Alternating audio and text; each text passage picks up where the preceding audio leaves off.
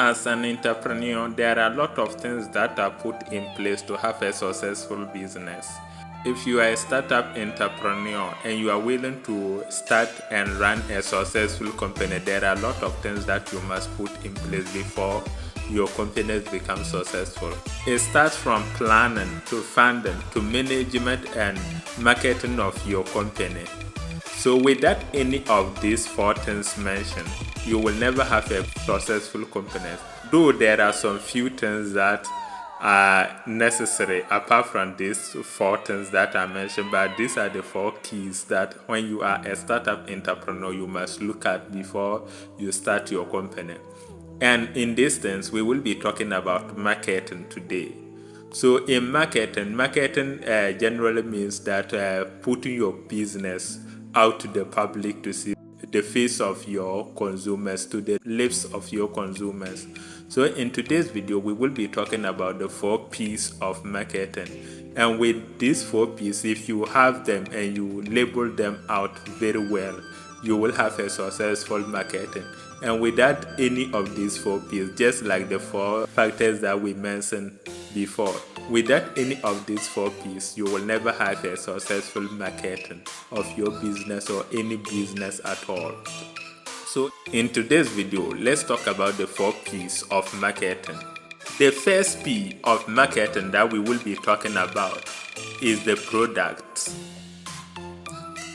Product is anything that people are willing to purchase, or anything that you are willing to produce for people to purchase. That generally means product. Product is different from the services that you are providing. Products can be either tangible or intangible, but it depends on the kind of product that you are having. Anything that you have produced and people are willing to pay for, that is not a service, it is a product. It can be a soft product or a hard product. Soft copy or hard copy, which of them that it is, it may be physical or digital, but it is a product. So peoples, when you make a product, you have to look at the quality, you have to look at the delivery, you have to look at the accessibility, and all these factors. When you put them in place and they are well labeled, then you will get to have a successful product. And let's look at the African market. In Africa, if you are to produce a product, there are some secrets that you have to put in place before your product can become successful. When you are going into the African market and you want to deliver a product to the African market, first you have to look at the products that people will be willing to purchase. Few people will be willing to purchase, and Africans purchase products based on a recommendation. They don't purchase a product that they see. They don't purchase new products. They don't purchase products that they have never seen. So they purchase the products that are recommended to them. So if you are an African businessman and you want your products to go into the market and become successful, first introduce it to people and ask them to recommend. We purchase products based on recommendation. Okay, let's say if a friend purchases a product and they tell other friends that it is good, they will go and purchase it. But even if your product is not good and you first bring it into the African market, no matter how you describe the product, people will still not pay attention to it. You first need evidence in African market. Okay, let's say Tesla. Most African countries don't have electricity, but Tesla products are well sold in Africa. BID of China. People are buying their electric cars. Okay, let's come into Africa. Kantanka and non-sucas, people are not purchasing it, though they are very quality. Yes, Toyota, people are purchasing it. When you come into Africa, the products that we produce in Africa, people are not purchasing them well, but the products that we imported, because somebody has already bought that product and told them that also go and buy it, they are rushing for it. So in Africa, product is something that you have to look at. You have to look at the market system before you bring it into the market. The second P that we will be talking about is the place. When you finish creating your product, you have to ask yourself as a business person, where are my audience? Where can I sell it? When you come into African markets, you will see that lot of people, when you go into the market, you will have a long chain of people that are selling the same product.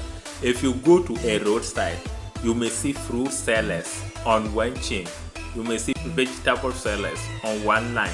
You will also see water sellers on one line.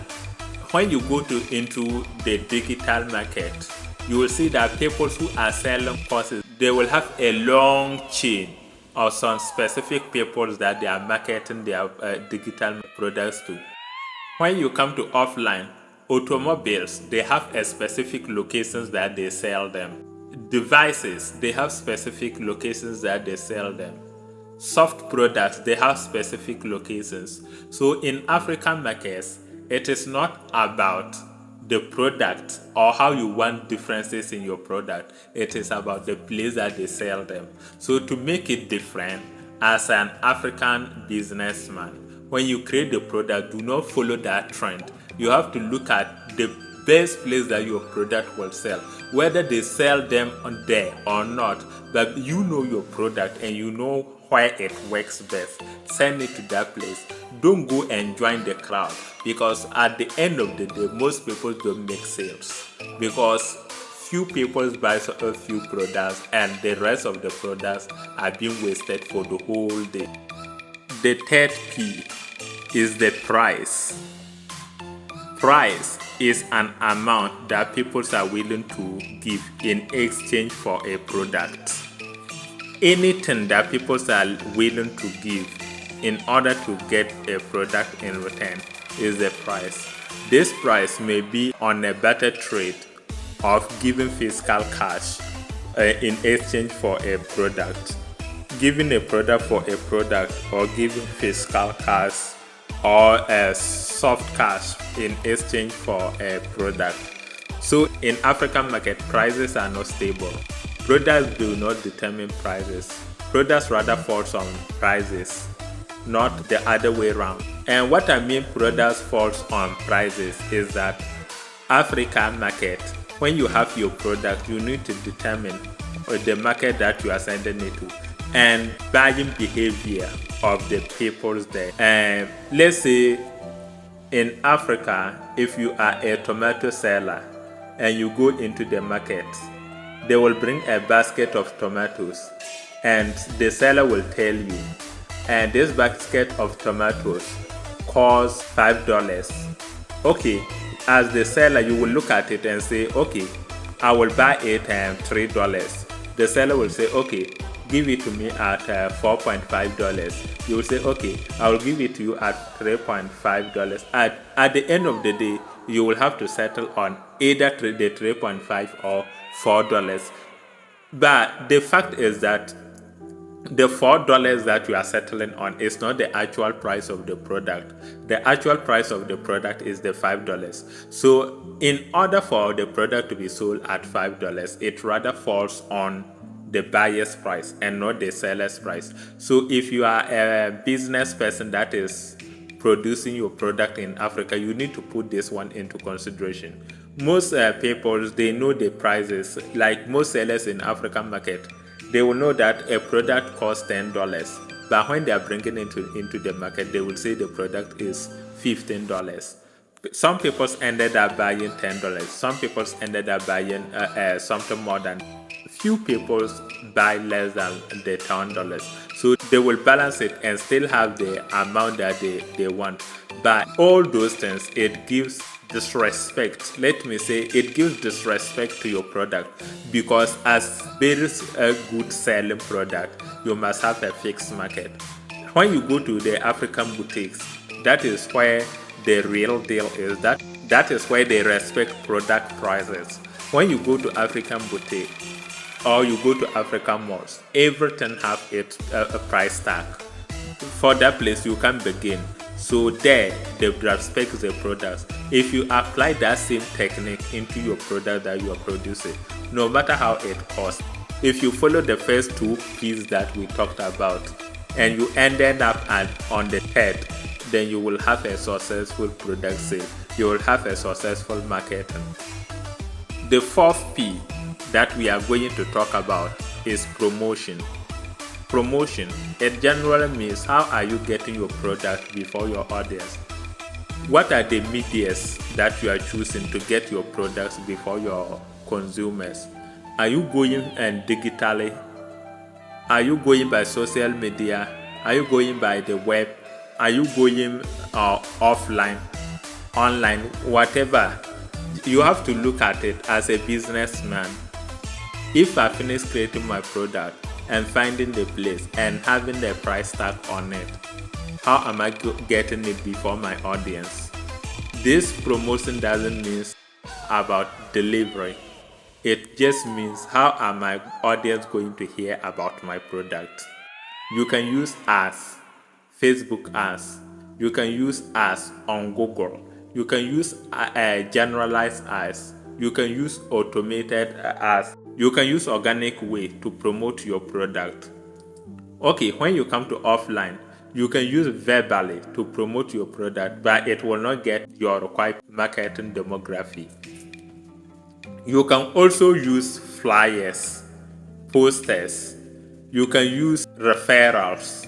There are a lot of things that you can do. You can use the TV stations, radio stations, and other communicational channels to promote your goods, your business to the market. When you come to online, you can use Facebook. You can use social media. Let me put it in general. Social media, Instagram, TikTok, YouTube. You can use that. You can also go by using Google. The first of them, before you do that, to promote them, I will recommend you create a website for your business. With the website, you will able to link people to the website that they will get to know more about what you do. But when you finish running ads on your business with that website, if you don't have the website, go and look for a landing page. Create a very good inviting landing page for your business and put all necessary details that your customers need about your product. With that, they will be convinced to do business with you. But if you have the funding, go and build website. If you don't have the funding, that is the alternative way that I have given. So in Africa, most people want to see evidence and they want reviews. So before you run ads, you need to have reviews. People that recommended your products, people that have consumed your products and they testify about your product. You have to get all these things in order. So on social media, it is very uncommon for you to see people's purchasing from it. So when you are promoting on social media, you need to also do the offline. The offline will really help in promoting it online. Talking about all these 4 P's, there is 1 P that people are now much focusing on, and that 1 P, do well. I can say it do well when it comes to marketing. It does 50% of the marketing strategy. And this P that I am giving as a bonus is Purple Cow. This P is discovered by Seth Godin. Seth Godin is a marketing strategist. He's very specialized in marketing and he knows much about marketing. So he came out with this P. It is doing very well in business. And this Purple Cow just means that we can tag it as USP, unique selling proposition. That is where you find out about the difference in your selling, the difference in your promotion, the difference in your product, how you want to approach the market differently from all your competitors. Let's say in his book, The Purple Cow, if you are walking on a road and there are a lot of cows on the road, you've been walking for about 5 kilometers and you've been seeing white cows, you will get to a certain point that you are no longer interested in any cow, in seeing the white cows that you have been seeing before. So when you get to a certain point and you have seen a purple cow, a cow that is purple, it is different from all the cows. It will really grab your attention. It will grab your eyes. It will grab your throat. It will grab your ears to stand and look and listen more about what that cow has to offer. That is exactly what the purple cow in business does.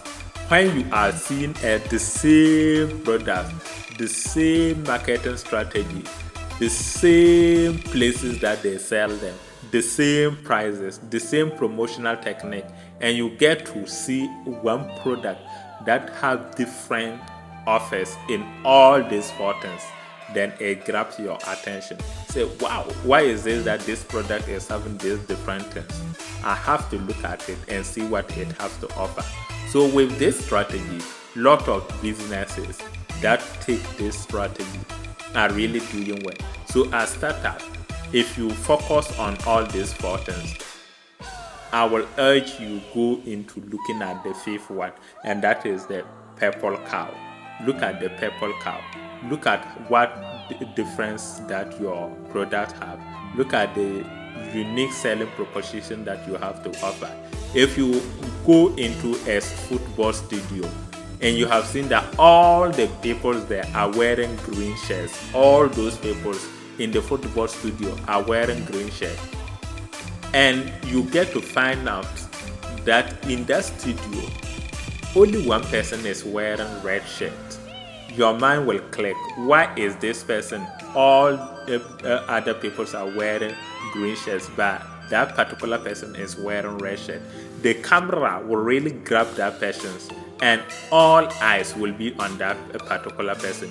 So if you apply it back into your business, it gives that, yes, all people are really doing this, but your own is standing out. People will really want to know why it is like that. Thank you for watching this video, or you are listening to the audio program. If you are new to our channel, we please you subscribe and click on the notification bell and also share our videos. It will help us. Subscribe for more videos like this. We love you.